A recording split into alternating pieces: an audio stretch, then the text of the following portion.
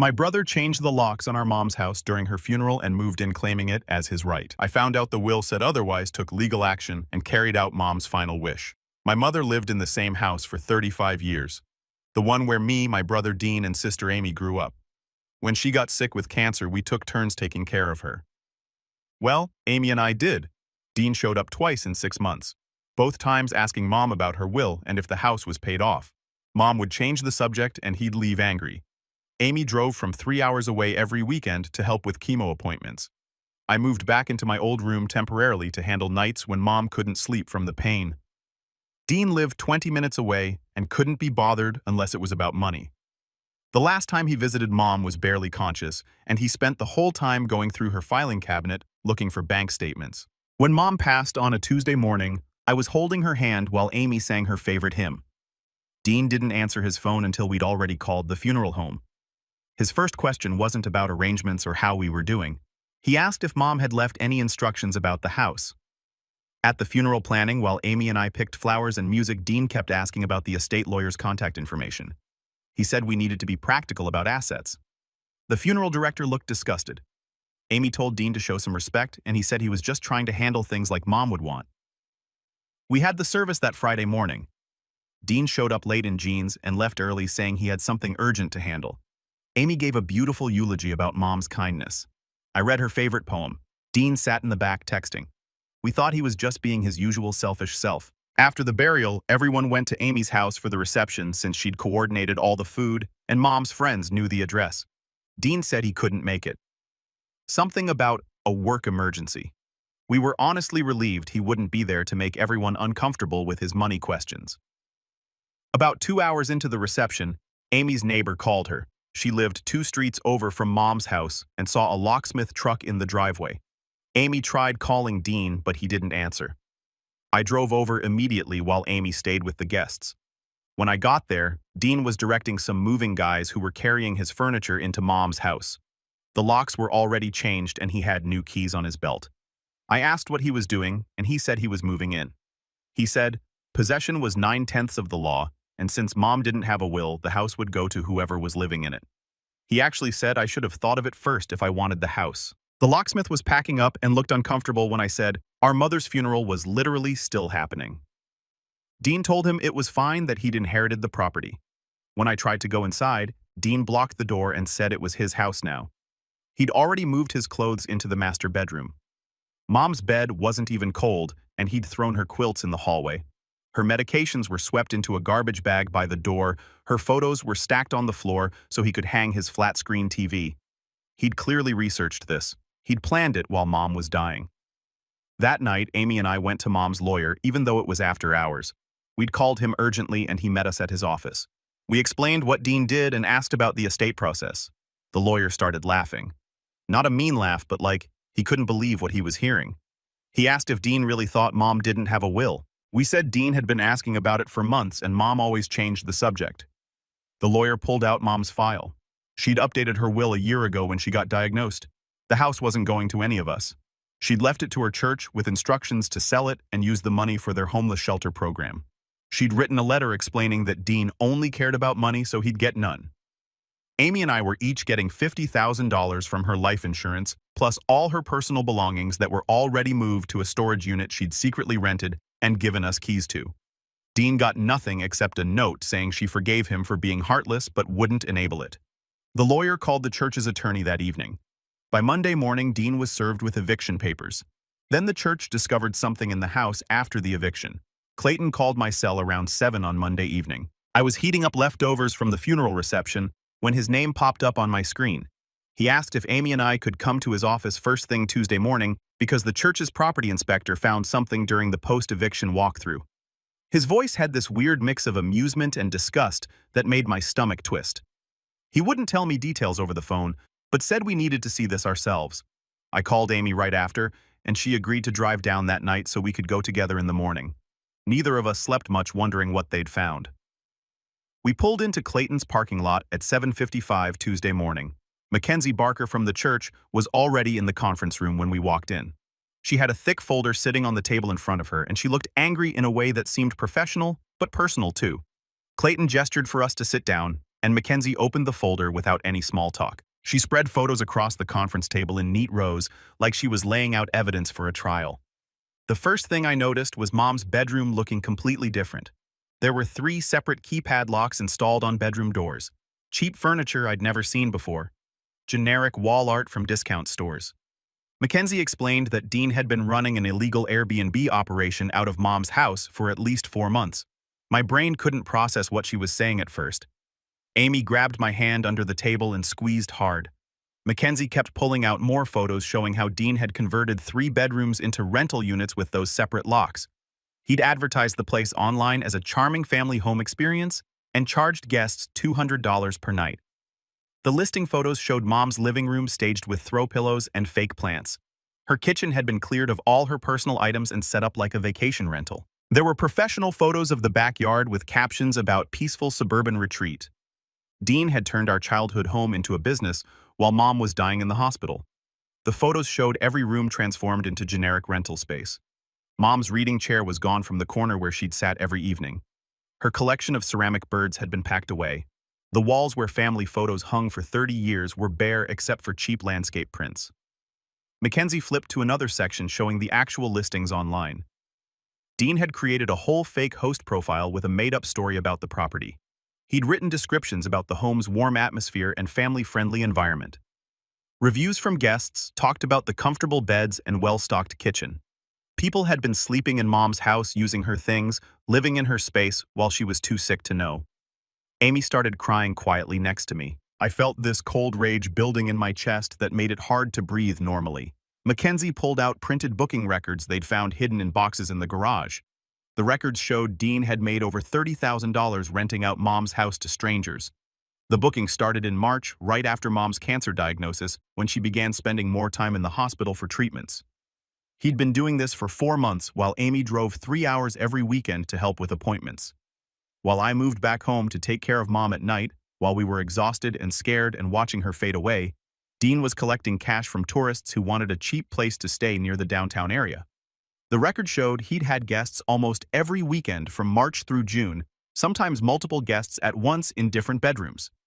He'd been running a whole operation with cleaning schedules and key exchange instructions and pricing for extra services.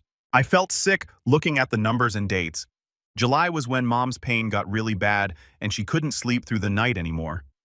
That same month, Dean had 12 different bookings and made $4,000. August was when we started hospice care at home, and Dean claimed he was too busy with work to visit. He had 15 bookings that month and cleared almost $5,000. Amy was crying harder now, and Mackenzie pushed a box of tissues across the table. Clayton sat back in his chair looking disgusted. He said this significantly strengthened the eviction case because Dean had been conducting illegal commercial activity in a residential zone. The church wanted to pursue criminal charges for the unauthorized business operation and theft of rental income from property he never owned. Mackenzie explained that running a short-term rental business violated zoning laws, and Dean had never gotten permits or paid taxes on the income. We spent the next 2 hours going through all the evidence with them. There were reviews online from guests praising the host for being responsive and helpful. Photos of complete strangers sitting on Mom's couch, cooking in her kitchen, sleeping in her bed, using her bathroom.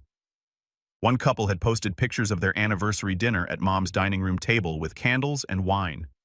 They'd written about what a lovely, peaceful home it was. Another family had reviewed the place saying their kids loved playing in the backyard. There were dozens of photos of people I'd never met living in my mother's house while she was dying. Mackenzie showed us one review from July that made my hands shake. A guest mentioned that the owner's son had stopped by to collect extra cleaning fees and cash. The review praised Dean for being so professional and accommodating.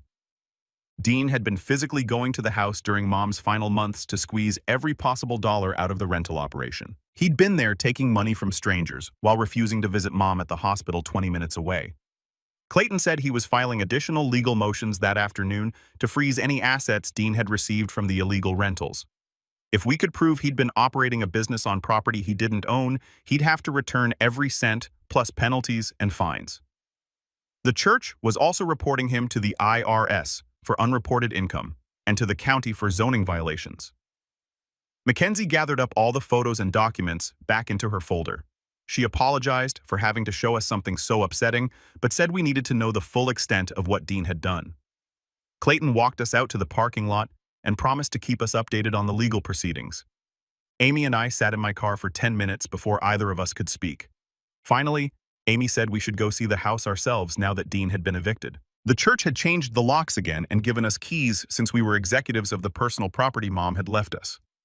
I drove to Mom's street with Amy silent in the passenger seat. The house looked the same from outside, but I knew everything inside had been violated and changed. Inside, the living room looked nothing like Mom's house anymore. Dean had replaced her soft floral couch with a black leather sectional that took up half the room. Her collection of family photos that used to cover the mantel was gone, replaced by a generic landscape painting, still showing the price sticker. The walls were bare except for nail holes where she'd hung pictures of us growing up. I walked to the corner where her reading chair used to sit, the one with the worn armrest where she'd rest her coffee mug every morning.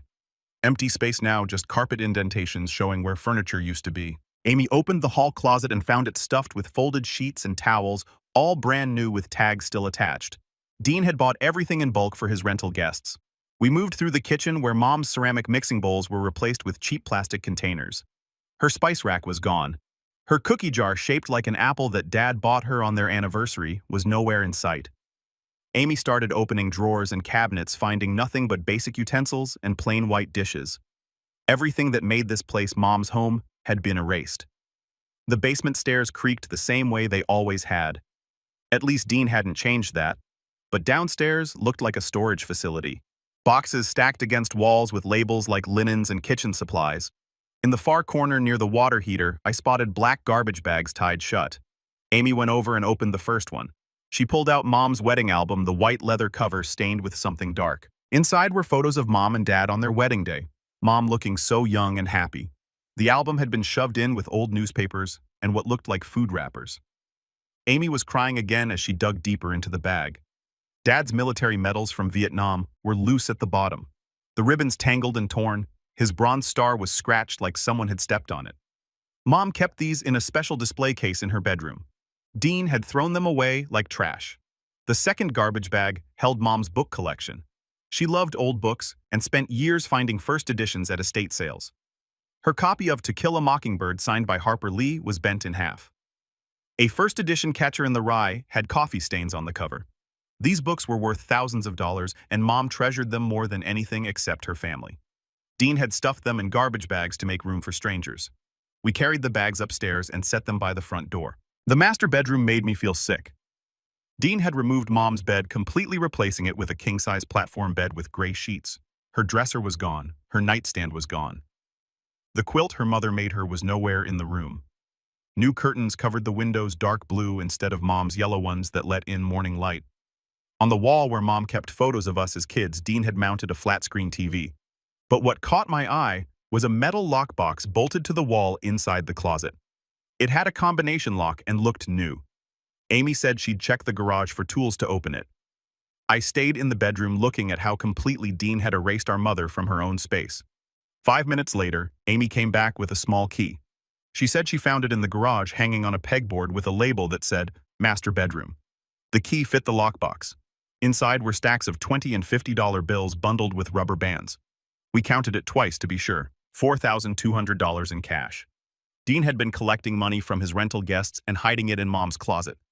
I took photos of everything with my phone, then called Clayton. He answered on the second ring, and I explained what we found. He told us to leave the money exactly where it was and take more photos showing the lockbox location and the cash inside. He said this proved Dean was running a cash business and probably not reporting the income to the IRS. That opened up a whole new set of legal problems for Dean. Clayton said he'd contact the church's attorney right away, and they decide how to proceed with this evidence. We locked the house and sat in my car for a while, both of us too upset to drive. That evening, my phone rang with a number I didn't recognize. It was Dean's lawyer, a man named Richard something. He said Dean wanted to negotiate a settlement. Dean would return the house peacefully and drop any ownership claims if we agreed not to pursue criminal charges for the rental operation. Richard said Dean made a mistake and wanted to make things right without involving the courts. I told Richard I needed to discuss it with Amy and Clayton and would get back to him. 20 minutes later, Clayton called saying Richard had contacted him too. Clayton set up a conference call for the next morning with him, Mackenzie, Amy, and me. On the call, Mackenzie said the church had discussed Dean's offer and decided to reject it. She said Dean's actions were so deliberately harmful during Mom's final months that they wanted to move forward with charges. The church felt strongly that someone who would profit from his dying mother's home while refusing to visit her deserved consequences. Clayton asked what Amy and I wanted to do. I thought about Mom's letter that Clayton had read to us, the one where she said Dean should face consequences for being heartless. Running a business out of her house while she was dying definitely qualified. Amy agreed. We told Clayton and Mackenzie to reject the deal. 2 days later, Clayton called to say the county prosecutor's office had contacted him. They were interested in filing charges against Dean for operating an illegal commercial enterprise and theft. The rental income exceeded the threshold for serious fraud, which meant potential jail time. The prosecutor wanted to meet with us to discuss the evidence and get our statements. That same afternoon, Clayton called again. Antonio Dominguez, the locksmith Dean hired, had reached out through Clayton's office. Antonio said Dean told him it was an emergency estate situation and he felt terrible about being part of the scheme. He wanted to testify about what Dean said when hiring him. Clayton scheduled a meeting with Antonio for the following week. When we met Antonio at Clayton's office, he looked nervous and kept apologizing. He explained that Dean had called him on the morning of the funeral, saying he needed locks changed immediately on a property he just inherited. Antonio said Dean specifically asked him to come during the funeral hours because the family would be distracted and he wanted to avoid drama. Dean paid him $300 in cash to rush the job and not ask questions about why it needed to happen so fast. Antonio said he realized something was wrong when I showed up and mentioned the funeral was still happening. He went home that night and told his wife what happened, and she said he needed to come forward if the situation was illegal. Antonio brought copies of his work order showing the date and time, plus the cash payment Dean made. Clayton thanked him and said his testimony would be valuable for the prosecutor's case. That same evening, Amy's phone rang while we were having dinner at her place and trying to process everything with Antonio's testimony. She answered, and I could tell from her face it was important. When she hung up, she said it was Leah Bentley, Mom's neighbor, who lived 3 doors down and had known our family for 20 years. Leah told Amy she'd been wanting to call us, but didn't know if it was her place to get involved in family business. She said she'd noticed strange things happening at Mom's house for months, starting back in March, when Mom's hospital stays got longer. Leah saw people with suitcases showing up at odd hours, different cars in the driveway almost every week, and strangers taking photos of the house from the street. At first, she thought maybe Mom was taking in boarders to help pay for medical bills, which wouldn't have been unusual given how expensive cancer treatment was. But something felt off about it because the people coming and going didn't look like they belonged there and they never stayed more than a few days at a time. Leah said she almost called us back in June when she saw a couple arguing in Mom's driveway at midnight about the Wi-Fi password not working. Amy put the phone on speaker so I could hear, and Leah explained that she'd started taking photos of license plates from the rental cars because she wanted evidence in case something bad was happening to Mom. She had dozens of photos on her phone dating back 5 months, all time-stamped and showing different vehicles parked in Mom's driveway. Leah offered to send everything to Amy right away and said she'd be happy to talk to the prosecutor if it would help our case against Dean. Amy thanked her and gave her Clayton's contact information so she could send the photos directly to him as evidence. Within an hour, Clayton called saying Leah's documentation was perfect for building a timeline of Dean's operation. The license plates matched rental car companies, and the dates lined up with gaps in the Airbnb booking records we'd found. Prosecutors could now prove Dean was running this scheme for at least 4 months, not just a few weeks like his lawyer might try to claim. 3 days later, Mackenzie called to say the church was holding a meeting about what to do with Mom's house, now that all the legal issues with Dean were being handled. She invited Amy and me to attend if we wanted to hear their plans. We drove to the church that Thursday evening and met with about 15 people from the board and various committees. Bernarde Morgan, who ran the homeless shelter program Mom had been supporting for years, stood up and explained their vision for the property. She said they wanted to renovate Mom's house into a transitional living home for families getting back on their feet after homelessness. The plan was to create 4 private bedroom spaces for families while keeping the common areas for shared meals and support services. Bernarde talked about how hard it was for families with kids to find stable housing and how having a safe place to stay while parents looked for work and saved money could change everything for them. The church board voted right there to move forward with the renovation plan and start a fundraising campaign to cover the costs beyond what the house sale would provide. After the meeting, Bernardet came over and asked if Amy and I would like to tour the current shelter facility to see the kind of work Mom's donation would be supporting. We agreed and scheduled a visit for the following Saturday. The shelter was in an old converted school building downtown, and when we walked in, the place was busy with families. Bernardet introduced us to several people who were staying there temporarily. We met a single mom named Maria who was working 2 jobs while her kids stayed in the shelter's chilled air program. She told us about losing her apartment after her ex-husband stopped paying child support and how the shelter gave her a safe place to figure things out. Another family, a couple with 3 kids, explained how medical debt from their youngest son's surgery had wiped out their savings and they'd ended up living in their car until the shelter took them in. The dad had just started a new job and they were saving for a security deposit on an apartment. Everyone we met was working hard and just needed some support to get stable again. Watching these families and hearing their stories made me understand exactly why Mom chose to leave her house for this program. These weren't people looking for handouts or trying to take advantage of anyone. They were regular folks who hit hard times and needed help getting back on track. Exactly the kind of people Mom always wanted to support. Driving home from the shelter, I finally understood why Mom planned everything so carefully and kept it secret from Dean. She knew he would try something greedy and selfish when she died. She'd watched him for years only caring about money and never showing up when family needed him. By leaving the house to the church instead of splitting it between us kids, she made sure it would actually help people who needed it instead of funding Dean's lifestyle. Mom could have just divided everything equally and let us fight about it. But she chose to do something meaningful with her biggest asset. She wanted her house to give families a safe place and a second chance not sit empty or get sold off for cash that Dean would waste. The whole plan, from the secret storage unit with our personal items to the specific instructions about the homeless shelter, showed how much thought Mom put into this. She wasn't just writing a will, she was making sure her values lived on after she was gone. 3 weeks after Antonio came forward with his testimony, Clayton called with news that the county prosecutor had officially filed charges against Dean. The charges included multiple counts of fraud for claiming ownership of property that wasn't his, theft for taking rental income from a house he didn't own, operating an illegal business without proper licenses or permits, and tax evasion for not reporting the $30,000 he made from the Airbnb scheme. Clayton explained that the combination of charges meant Dean was facing serious consequences, possibly including jail time if convicted on all counts. The prosecutor was treating this as a major case because of how calculated Dean's actions were and the fact that he did everything during Mom's funeral. The court date was set for 2 months out, which gave prosecutors time to build their case using all the evidence from Antonio Laya, the booking records, and the cash we found hidden in the house. 2 days after the charges were filed, Amy's phone rang with a number she didn't recognize. She answered, and it was Dean's mother-in-law, his wife's mom, calling to ask us to drop the criminal charges. The woman said Dean had 3 young kids who needed their father, and that sending him to jail would destroy the whole family.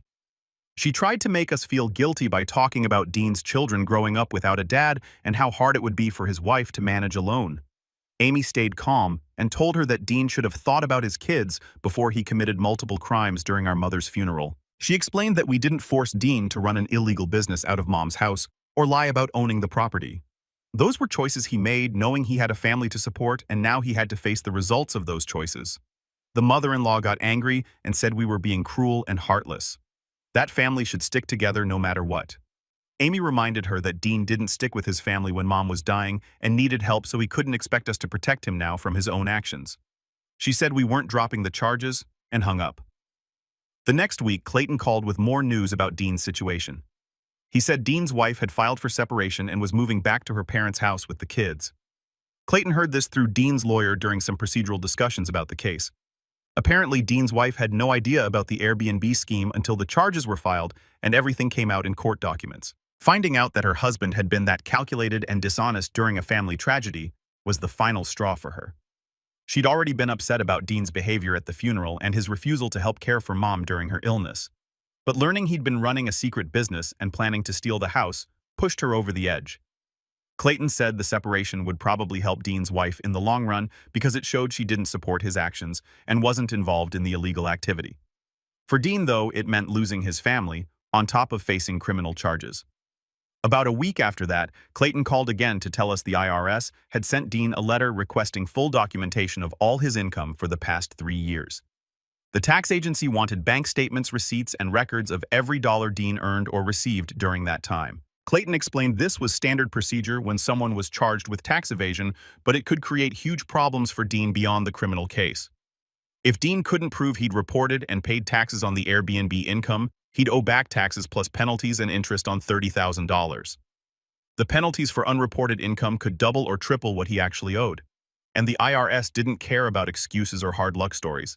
They wanted their money, and they had ways of getting it that went beyond what criminal courts could do. Clayton warned us this could hurt Dean financially for years, even after any jail sentence ended. The IRS could garnish his wages, seize assets, and put liens on any property he tried to buy in the future. That weekend, Amy and I decided it was finally time to properly clean out Mom's house before the church started their renovation work. We had keys from Mackenzie and spent Saturday morning going through every room, carefully looking for family items Dean might have hidden or thrown away. In the garage, I climbed up to check the rafters and found our grandmother's china set wrapped in old blankets and shoved way back in the corner. The dishes had been in our family for 3 generations, and Mom treasured them, but Dean must have hidden them up there to make room for his rental furniture. We carefully brought down all 12 place settings plus the serving pieces, not a single plate broken. In the basement, Amy discovered Dad's photo albums under the stairs behind some boxes of old paint cans. There were 6 albums covering Dad's whole life from childhood through his time in the military until he died when we were teenagers. Mom used to look through these albums when she missed Dad, and finding them dusty and forgotten in the basement made us both angry all over again at how little Dean cared about family history. We loaded everything into Amy's car along with Mom's jewelry box, her recipe collection, and a quilt her mother had made that we found wadded up in the back of a closet. By the end of the weekend, we'd recovered dozens of meaningful family items that Dean had treated like garbage, and we moved it all to the storage unit Mom had prepared for us where it would be safe and respected the way she'd wanted. Bernarday called 2 days later, asking if we could come by the church office to see something. Amy and I drove over that Thursday afternoon and found her waiting with a set of rolled-up papers spread across the conference table. She smiled and started showing us the plans her architect friend had drawn up for converting Mom's house into a transitional living space. The design showed 4 separate bedrooms, each with enough room for a small family to have privacy. There would be a shared kitchen where residents could cook together and learn budgeting skills. The living room would become a common area with space for kids to do homework and families to spend time together. Bernarday explained that each family would have their own bathroom too, giving them dignity and independence while they worked on getting back on their feet. She pointed to where they'd add a small office for caseworkers to meet with residents and help them find jobs or permanent housing. Mom would have loved seeing how her house would give people exactly the kind of support they needed. The plans even included a small garden area in the backyard where families could grow vegetables and teach their kids about taking care of things. Amy started crying, looking at the drawings because it was so clear that Mom's gift would make a real difference for people who needed help. The church started their fundraising campaign the next week. Bernarday put together a presentation about Mom's life and her decision to leave her house for homeless families instead of her own kids. She included the part about Dean's behavior during Mom's illness and how Mom had written that letter explaining why he got nothing. When the church shared Mom's story at Sunday service and posted it on their website, donations started coming in fast. People in the community were moved by Mom's generosity and wanted to support the renovation work. Within 3 days, they'd raised $15,000 from local families who'd known Mom or just respected what she was trying to do. A construction company that did work for the church offered to donate labor for the renovation. A furniture store said they'd provide beds and tables for all 4 family units. The local grocery store committed to providing food baskets for the first month each new family moved in. Watching the community come together to honor Mom's wishes felt amazing. Amy and I went to a planning meeting where Bernarday showed us letters from people explaining why they donated. One woman wrote that she'd been homeless with her kids 10 years ago and wished a place like this had existed then. Another family donated because Mom had been kind to them when they were struggling years back. The fundraising total hit $30,000 within 2 weeks, enough to cover most of the renovation costs. Clayton called during the fundraising campaign with another update about Dean's case. He said Dean's lawyer had submitted a statement claiming Dean was just house-sitting and the Airbnb was meant to cover utility bills while he watched the property. Clayton sounded annoyed explaining this because the booking records proved Dean charged $200 per night and kept every cent as pure profit. The utility bills for those 4 months showed Dean never paid a single one. The electric company had sent 3 disconnect notices. The water bill went unpaid for 4 months. Dean had pocketed $30,000 and let the utilities go into collections, probably planning to deal with it after he'd established squatters' rights. Clayton said this defense strategy was making things worse for Dean because it showed he was lying even now about his intentions. The prosecutor was using Dean's current dishonesty to argue he'd been dishonest from the start and couldn't be trusted to follow any plea agreement. A few days after that call, Amy was going through an old computer we'd found in Mom's basement. She was looking for photos or documents we might have missed when she found Dean's email account still logged in. She called me over to look at what she'd discovered. There were emails going back over a year showing Dean researching squatters' rights and adverse possession laws. He'd contacted 3 different lawyers asking about how to claim property through occupation. One email from 14 months ago, when Mom had just gotten her cancer diagnosis, asked specifically about changing locks and establishing residence during an estate transition. Another email showed Dean had joined an online forum about property rights and posted questions about taking control of inherited homes. He'd been planning this whole thing since Mom first got sick. All those months when Amy and I were taking Mom to chemo and sitting with her through bad nights, Dean was plotting how to steal her house. He wasn't just being selfish in the moment or making a bad choice out of grief. He'd spent over a year researching and planning exactly how to take the house the second Mom died. Looking at those emails made everything so much worse. I'd thought maybe Dean had panicked at the funeral and made a terrible decision without thinking it through. But no, he'd been waiting for Mom to die so he could execute his plan. He'd probably been hoping she wouldn't make a will or that he could contest it somehow. Every time he'd asked Mom about the house and she changed the subject, he must have been calculating his next move. The level of planning was disturbing. Dean had bookmarked articles about estate law, he'd saved screenshots of forum posts about successful property claims, he'd even researched which locksmiths in the area would do rush jobs for cash. This wasn't impulse or grief or even regular greed. This was cold calculation over many months while our mother was dying. Dean's preliminary hearing was scheduled for 6 weeks after the charges were filed. Amy and I both took the day off work to attend. We sat in the courtroom gallery and watched Dean walk in wearing a cheap suit that didn't fit right. He looked smaller than I remembered, maybe because he wasn't standing in Mom's doorway blocking us out anymore. The prosecutor laid out the evidence piece by piece. The Airbnb booking record showing $30,000 in rental income, the utility bills Dean never paid, the locksmith's testimony about being hired during the funeral. Antonio looked uncomfortable on the stand but told the truth about everything Dean had said and done.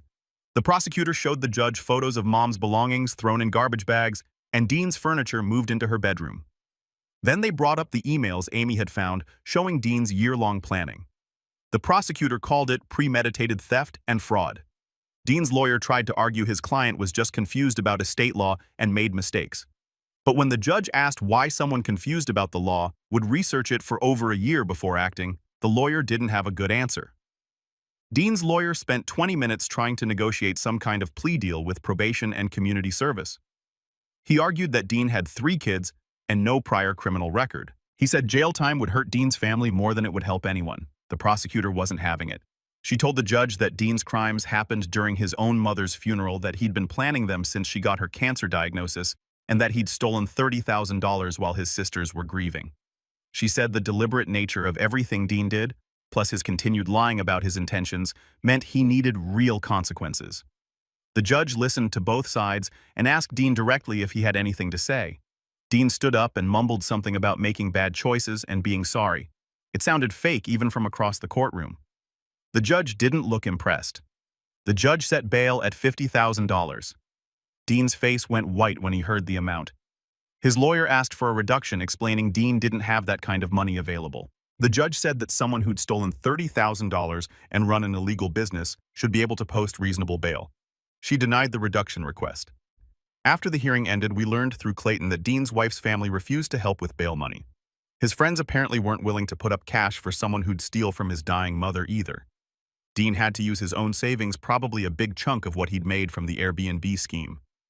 Watching him realize he was alone in this felt like justice starting to happen.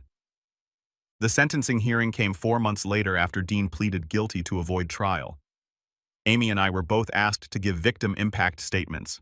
I went first and stood at the podium looking at Dean sitting next to his lawyer.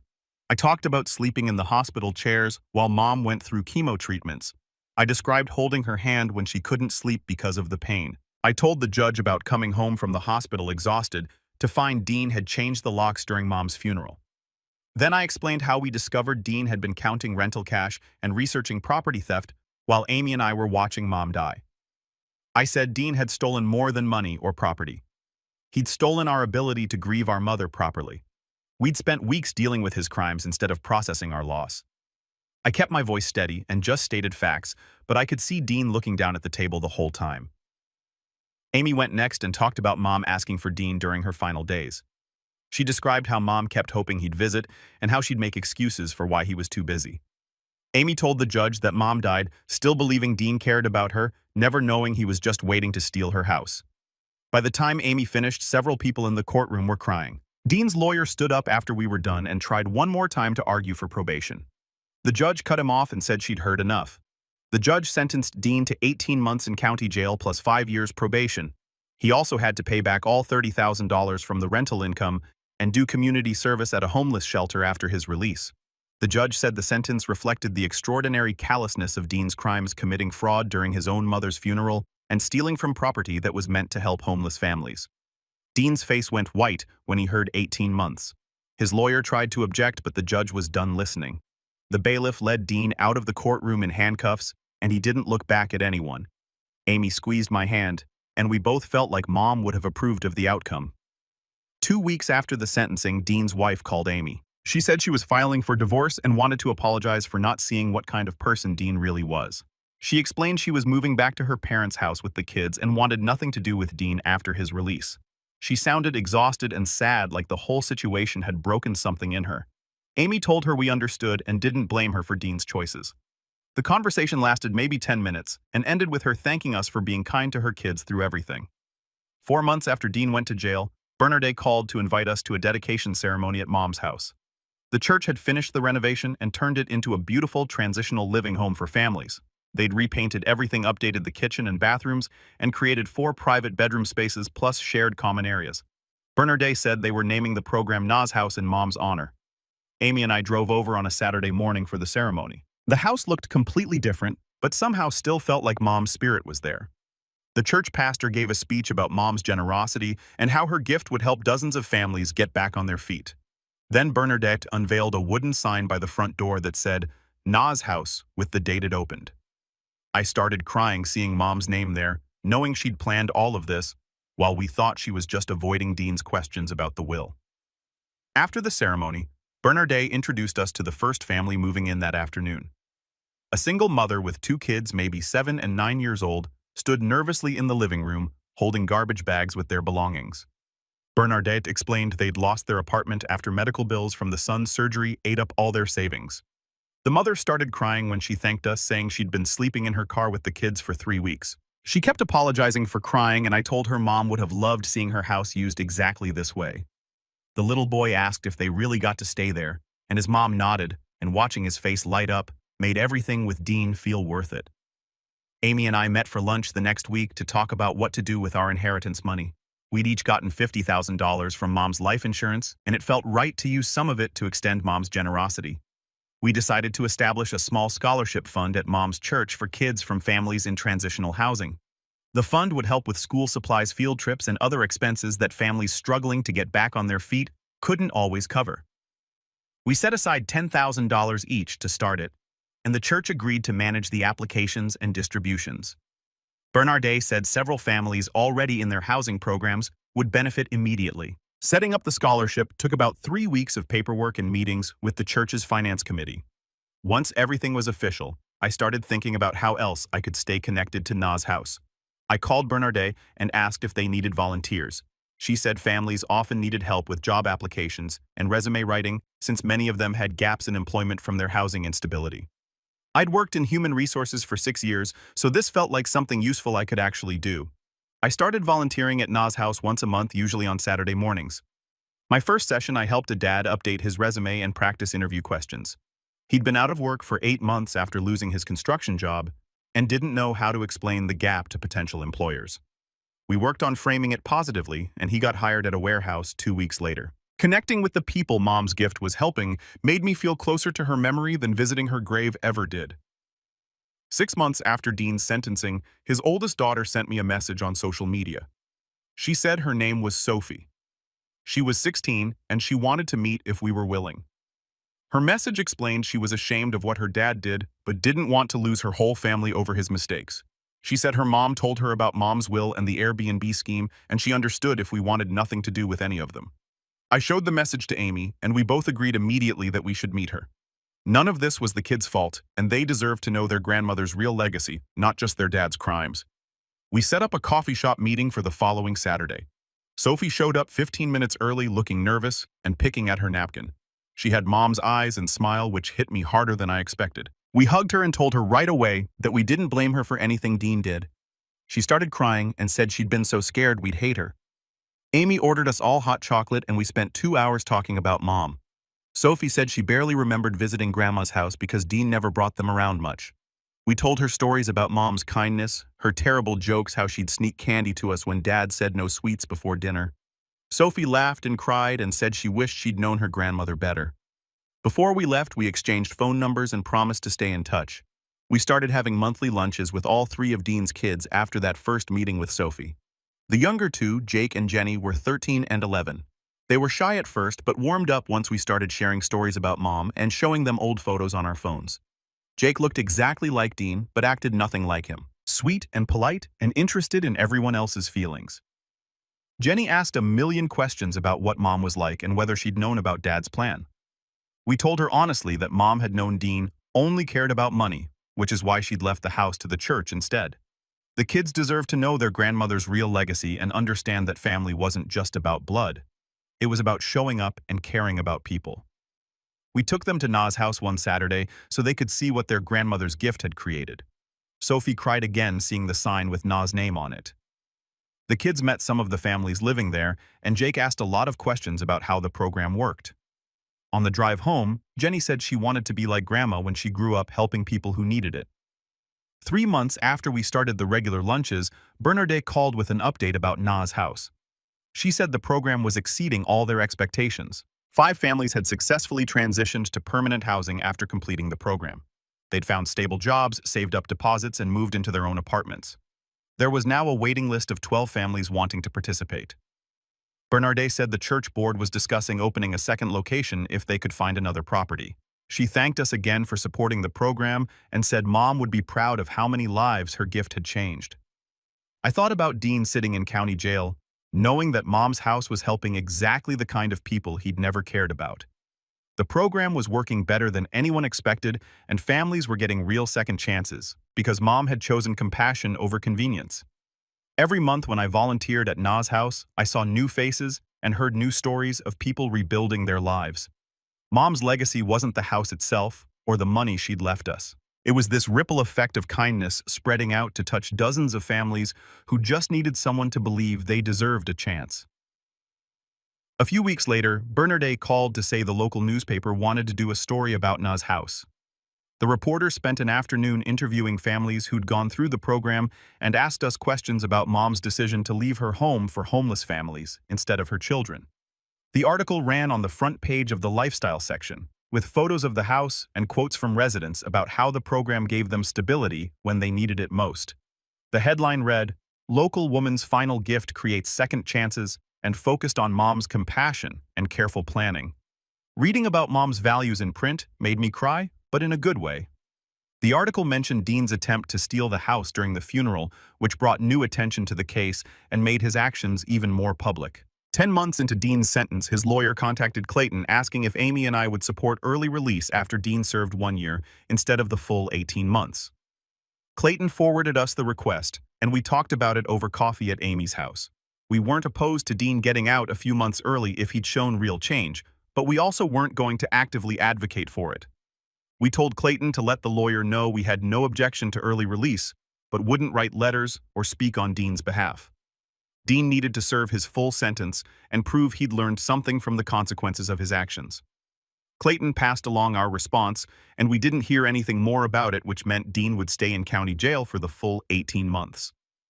3 months before Dean's release date, Amy called me squealing with excitement. Her longtime boyfriend proposed during a weekend trip to the mountains, and she was getting married. We spent hours looking at venues and talking about wedding plans, and Amy decided she wanted to have the ceremony at Mom's church.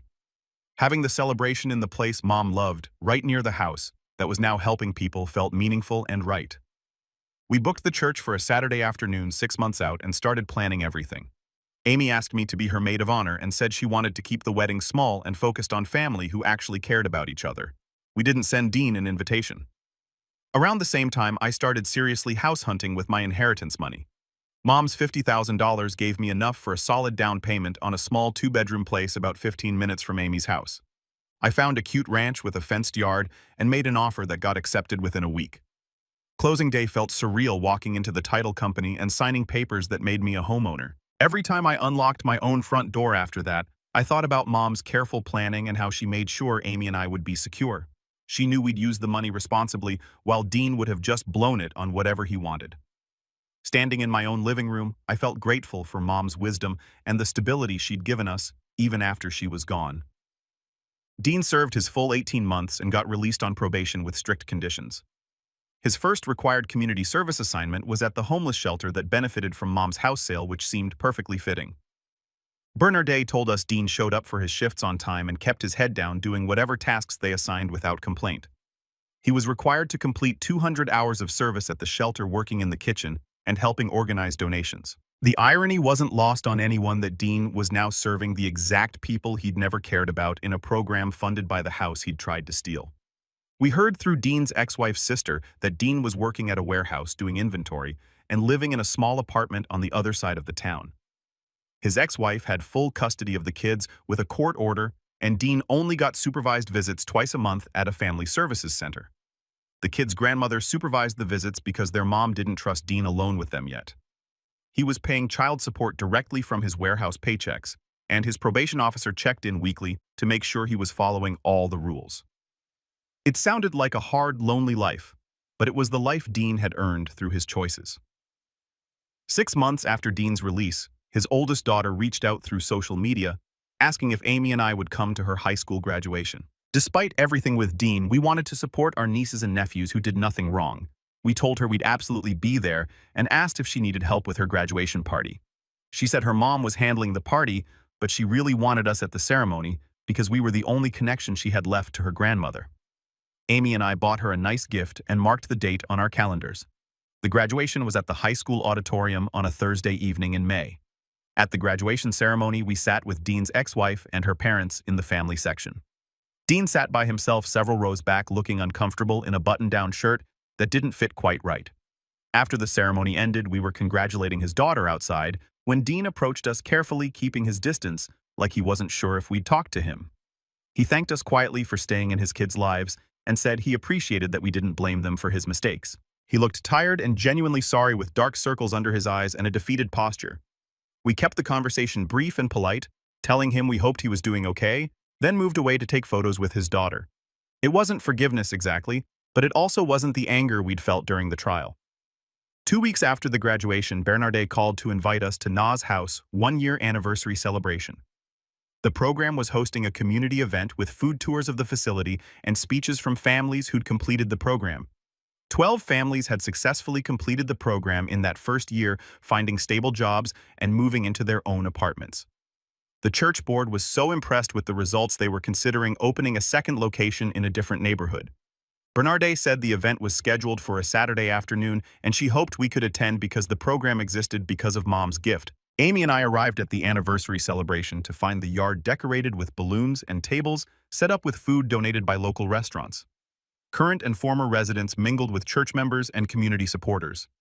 And kids ran around playing on the lawn where Mom used to plant flowers every spring. Bernardet welcomed everyone and introduced us as Na's daughters, then invited us to speak about Mom and her decision to leave the house for this program. Amy went first, talking about Mom's values and her belief that everyone deserved a safe place to rebuild their lives. I followed, sharing how Mom had carefully planned everything to turn what could have been a bitter family fight over inheritance into something beautiful that helped dozens of people. Standing there looking at the house with its sign reading Na's house, and seeing families who'd found stability through Mom's generosity, I knew she would have been proud of what her final gift created. After we finished speaking, Bernardet invited former residents to share their experiences. A woman in her 30s stood up, holding hands with 2 kids who looked about 7 and 9. She said her name was Jennifer, and she'd lived at Na's house last year after losing her apartment when her son needed emergency surgery. The medical bills wiped out her savings, and she couldn't make rent anymore. She explained how the program gave her family stability during the hardest time of their lives, letting her keep her job while her kids stayed in the same school district. Her voice cracked when she said Na's house meant her children didn't have to sleep in their car or bounce between shelters. 3 other families shared similar stories about finding safety and support when everything fell apart. One man talked about getting back on his feet after his wife died, and he couldn't handle the bills alone. Another woman described escaping an abusive relationship with nowhere to go until Na's house took her in. Listening to their stories, I understood something important. Mom's legacy wasn't the physical house or the money she left behind. It was this ripple effect of kindness she created by choosing compassion over convenience. Dozens of people had better lives because Mom looked past her own family drama and thought about strangers who needed help. She could have split the house between us or sold it and divided the money, but instead, she turned it into something that kept helping people long after she was gone. That felt more valuable than any inheritance check. After the celebration ended, Amy and I drove to the cemetery where Mom was buried. We stood at her grave with flowers from the anniversary event and told her everything that happened. Amy talked about Dean serving his sentence and losing his family because of his greed. I described Na's house and all the families who found stability there. We thanked Mom for teaching us that real family isn't about blood or inheritance.